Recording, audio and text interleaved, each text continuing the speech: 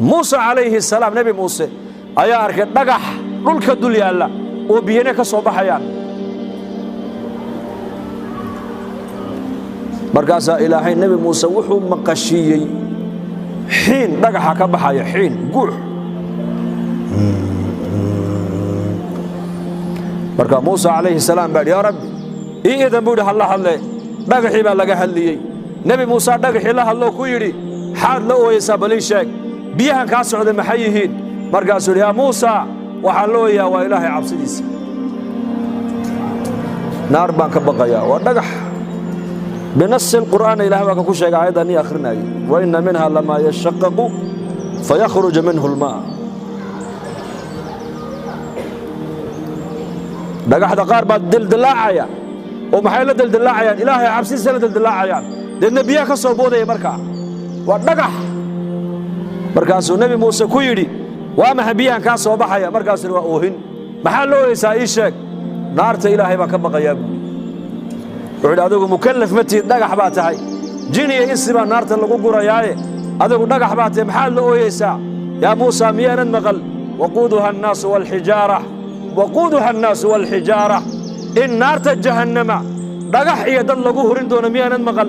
markaasuu yiri ha de waxa marka la hurinayana naarta dhagaxda yar yar baa lagu guraa kuwa yar yar baa lagu guri doona sida xaaba marka la doono in la shido kuwa lagu horeysiya awska yar yar marka Abu Allah hadluu man anta adu ayata ay sheeg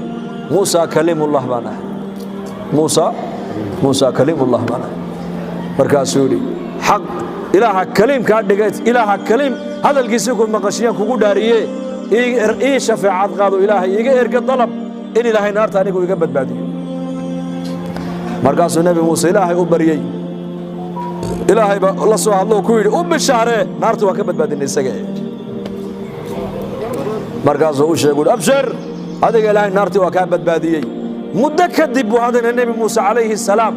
dhagaxiyo sidii uu u guuxaya oo biyihiina ka socdaan buu halkii ku soo maray markaasuu la hadlo wuxuu ku yiri waa kii naarta laga badbaadiyay ku shafaacad qaaday ku warramay صديق ولي أوهنتي وضما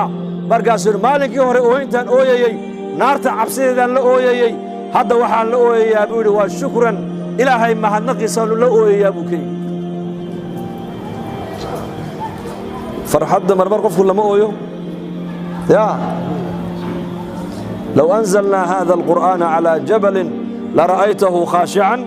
متصدعا من خشية الله وتلك الأمثال نضربها للناس لعلهم يتفكرون وكي قارئوا نقول تجيني بعد صلاة